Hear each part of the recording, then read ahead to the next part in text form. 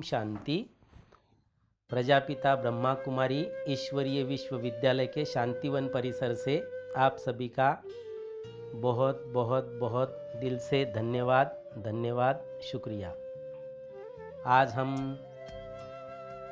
ये अगस्त महीना है और हमारी जो संस्था की पहले चीफ ऑफ ब्रह्मा कुमारी थे दादी प्रकाश मणि जी, उनके संग के कुछ अनुभव आपके साथ शेयर करना चाहते हैं। तो आज एक विशेष अनुभव आपको सुनाते हैं कि मेरे शरीर का नाम दत्तात्रेय भाई है और दादी की किचन में सेवा देता हूँ। किचन में सेवा होती है तो सबको पता रहता है, जैसे खास माताओं बहनों को ज़्यादा पता रहता है किचन की सेवा कैसी रहती है। किचन की सेवा दिखती भी नहीं है और ख़त्म भी नहीं होती है। तो ये किचन की सेवा होती है। तो मैं नया नया आया था इधर, तो इतना जानकारी नहीं थी, तो मेरे को इतना सेवा मिलती थी।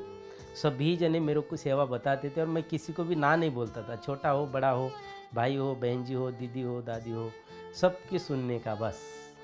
और जो जैसे लगता है कि बड़ों की आज्ञा माना हमको श्रीमत मिली है और हमको सेवा करनी है, तो मैं सुबह से रात तक करीबन 16 घंटा तक सेवा करता था।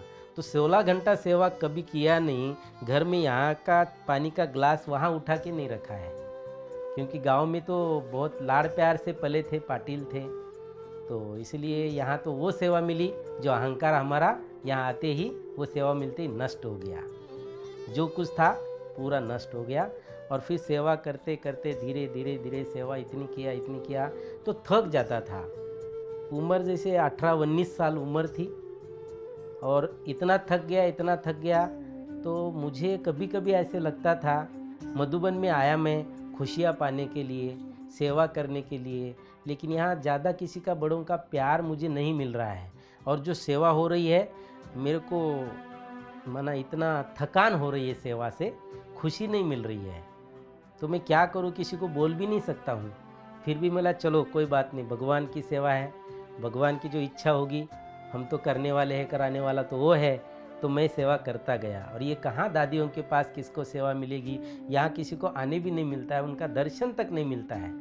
हमको तो भले सेवा ज़्यादा हो लेकिन उनका रोज़ दर्शन तो होता है, उनके द्वारा कुछ प्रसाद टोली मिलती है, वरदान मिलते हैं, आशीर्वाद मिलते हैं। यही समझ के मैं सेवा करता गया।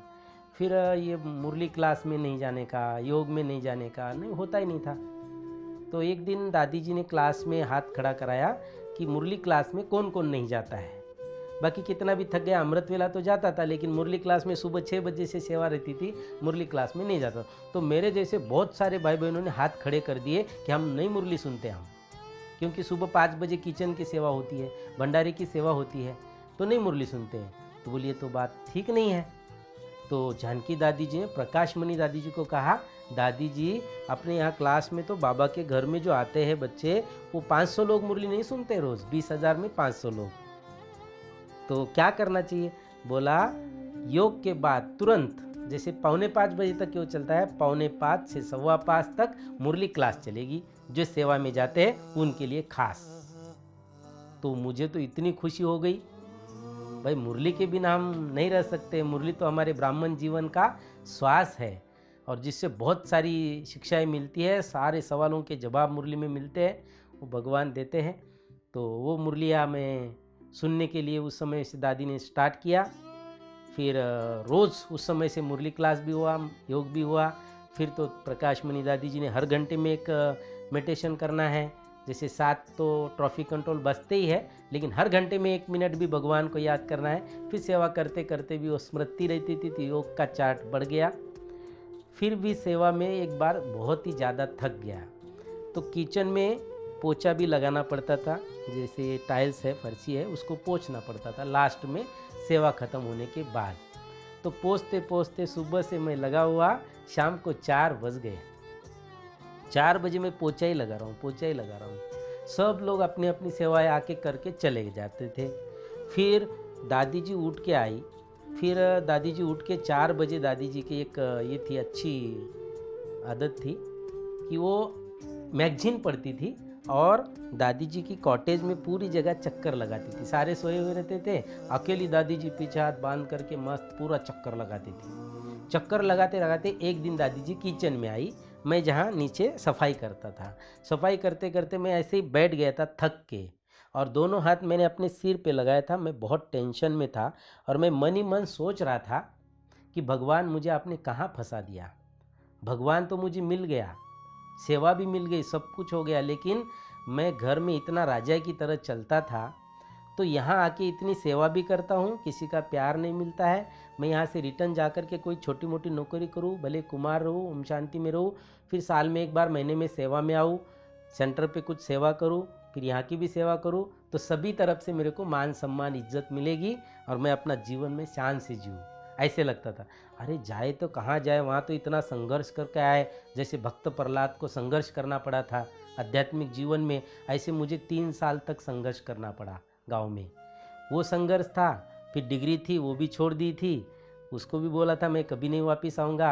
अब यहाँ से पीछे कुआं हो गया, आगे दरी हो गई, मैं बीच में हो गया, तो मैं नहीं जाता था, रिवर्स गियर नहीं डालता था। अभी हाईवे पे गाड़ी लग गई मेरी। फिर उतने ही समय में मतलब फिर भी कहीं ना कहीं जा कर के एक छोटे मोटे कहीं ऑफिस में या कोई भी नौकरी करेंगे, लेकिन यहाँ नहीं रहेंगे। अब मैं बस मेरा मन भर गया, अब मैं नहीं रहूँगा। उतने ही समय में ऐसे सोच चल रही थी तो दादी जी आए पीछे से और मेरे सिर पे हाथ रखा, और मैं और भी ज़्यादा टेंशन में आया। मतलब मैं इतना टेंशन में हूँ, सोच रहा हूँ पीछे से हाथ कौन रखता है ये। मतलब फिर मैं बोलूँ नहीं कुछ भी, पहले देख लूँ कौन है, कौन मजाक कर रहा है, क्या कर रहा है, क्या हो रहा है। तो मैं बोला मेरे हाथ में कौन हाथ रखेगा, किसकी हिम्मत है, और हाथ तो बहुत नरम सॉफ्ट लग रहा है। तो फिर मैंने ऐसे गर्दन उठा के देख लिया, देखा तो दादी प्रकाश मणि जी। फिर उसका हाथ ऐसे था तो ऐसे में झटके में ऐसे किया, दादी जी का हाथ ऊपर से ऐसे, जैसे कि मुझे ऐसे लगा कि मुझे वरदान दे रही है। और जैसे श्री राम और हनुमान जी को जैसे अगर राम मिल जाए तो कितना खुश हो जाएगा। मैं तो ऐसे ही हाथ जोड़ के उनके सामने खड़ा हो गया, दादी जी ऐसे ही खड़ी हो गई। तो मेरे को इतना अनुभव हुआ कि ऐसे लगा कि मैं आज देवी का साक्षात्कार मुझे हो गया डायरेक्ट। मेरे को कौन पूछने वाला है कुछ नहीं, मेरा टर्निंग पॉइंट आ गया, एकदम जीवन में टर्न हो गया, विचार सब कुछ चेंज हो गया। और चेंज होते ही मैं इतना गदगद खुशी का ठिकाना ही नहीं रहा। फिर दादी जी मेरा हाथ पकड़ के उठाई और आगे लेके गई सोफे पे। आगे जहाँ बैठते थे रिसेप्शन में दादी जी के, वहाँ सोफे पे दादी जी बैठ गए, फिर मैं नीचे बैठ गया। अभी मैं तो छोटा हूँ, दादी जी बड़े हैं, तो दादी जी यहाँ बैठ गए, मैं नीचे बैठा। दादी बोलती नहीं तू यहाँ बैठ जा। तो मैं और डर रहा हूँ अंदर से, और वापस मेरे को स्मृति आई, अगर मैं ऊपर बैठ जाऊँ और इधर से कोई दूसरा आ जाए देख ले बड़े, फिर बोलेंगे दादी के साथ बैठा है, तो फिर मैं बोला और नाराज़गी हो जाएगी, कुछ हो जाएगा। नहीं दादी मैं नीचे ही ठीक हूँ। नहीं मैं दादी बोल रही है, और दादी कभी नहीं बोलती थी कि मैं बोल रही हूँ। ऐसे दूसरों को नए को लगता था कि दादी बोल रही है ना, दादी और कोई दूसरी होगी इससे भी बड़ी। तो बोली दादी बोल रही है तो यहाँ बैठ जा, कुछ नहीं होगा, मैं हूँ ना, तू चिंता क्यों कर रहा है, खुश तो है ना। मतलब बहुत खुश हूँ दादी, आप जो बोलो। मैं बैठ गया। बैठने के बाद दादी जी ने दिल खुश मिठाई मुझे दी, सबको देती थी दादी जी, जितने भी लोग आए दिल खुश खाओ, दिल खुश रहो, बस ना टेंशन लो ना टेंशन दो, बस खुश रहो। तो वो टोली दिया मेरे को, मैं हाथ ऐसा किया, दादी लिया दिया लिया दिया, 2-3 बार ऐसे किया। फिर मैंने बोला भाई बाबा को बोला, बाबा दादी जी को प्रेरणा करो कि भाई जल्दी मेरे को टोली दे दे, नहीं तो कोई आ जाए तो ये भी चांस चला जाएगा मेरा। मैं इस चिंता में था। तो फिर भी दादी जी ने लास्ट में क्या किया, ऐसे आ करो बोला, हाथ में नहीं देंगे, आ करो। मैंने आ किया तो दादी जी ने ऐसे फिर निकाल दिया, फिर रखा, फिर निकाल दिया। जैसे ऐसे चल रहा है मज़ा, जैसे छोटा बच्चा होता है, माँ देखती है बच्चों को तो कितना खुशी होती है, वो भी आनंद में ये भी आनंद में। ऐसे लग रहा था मेरे को सच्ची माँ मिल गई है। और फिर दादी ने लास्ट में आधा खाया टुकड़ी थोड़ा, और फिर मेरे मुंह में डाल दिया पूरा का पूरा। मैं तो फिर पूरा गोद में ऐसे सोया दादी के, और बहुत आनंद लिया कि पाना था सो पा लिया, अब मुझे कोई काम पाने का नहीं रहा है। एकदम प्रसन्न हो गया, माला माल हो गया। दादी ने बहुत क्वेश्चन पूछे, थकता तो नहीं, कोई कुछ बोलता तो नहीं, खुश तो रहता है, कभी टेंशन में तो नहीं। दादी कोई टेंशन नहीं, कोई चिंता नहीं, कोई थकान नहीं। मुझे ऐसे लगता है अभी कोई कुछ भी बोल दे कोई फर्क नहीं पड़ने वाला है। दुनिया को प्रसन्न करने वाली सारी दुनिया की माँ, मास्टर जगत गुरु, ये दादी माँ सबकी मनोकामनाएं पूर्ण करती है, सारा विश्व उसको वंदन करता है। वो दादी माँ आज मुझे पूछ रही है तो और किसी को पूछने की मेरे को क्या ज़रूरत है। छोटी छोटी बातों में नाराज़ होना, टेंशन लेना, इसकी कोई ज़रूरत नहीं। अब मेरे जैसा भाग्यवान इस संसार में कोई नहीं है, ऐसा मेरे को अनुभव हुआ। बहुत अच्छा अनुभव हुआ, बहुत खुश हो गया मैं।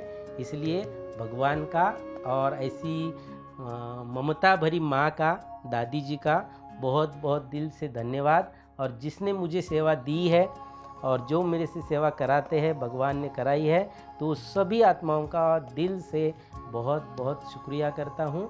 सदा खुश रहे, स्वस्थ रहे, मस्त रहे और सभी नियमों का पालन सभी करते रहे। और जो वायरस आया है उस वायरस का भी पूरा पालन करते रहे, डरे नहीं लेकिन ख्याल पूरा रखे और खुश रहे, अपने परिवार के साथ रहे। तो सभी को बहुत बहुत बहुत धन्यवाद। ओम शांति, ओम शांति। सभी का बहुत शुक्रिया।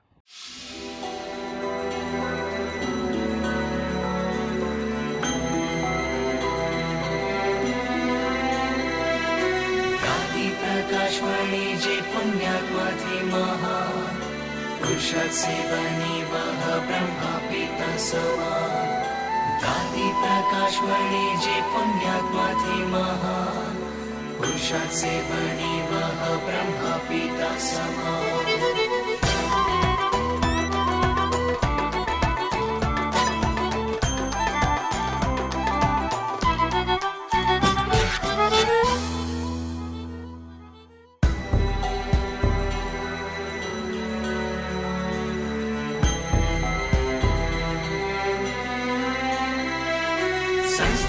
छोटा पौधा बरगद बना दिया, उसी विशाल वृक्ष की मिलती है सबको छाया।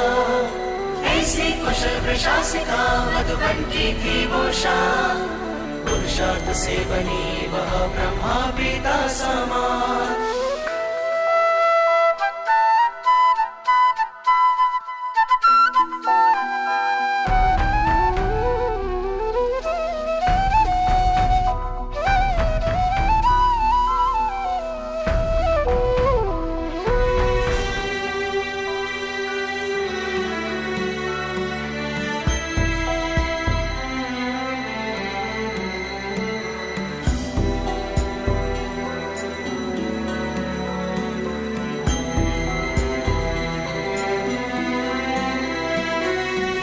मीठी सी वाणी और स्नेह ममता द्वारा हम बच्चों को मिला था प्रेम रूहानी प्यारा।